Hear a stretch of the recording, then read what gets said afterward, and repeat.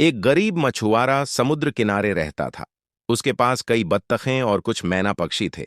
सब रोज खूब मछलियां पकड़ते और अंडे देते थे। पर एक सुबह मैना अचानक अंडे देना रोक देती है।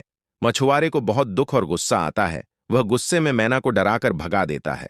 मैना रोती हुई उड़ने लगती है। तभी मैना चक्कर खाकर रेत पर गिर जाती है।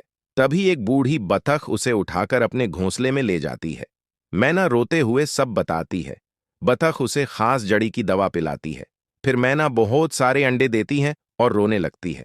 फिर लाइक सब्सक्राइब नहीं किया।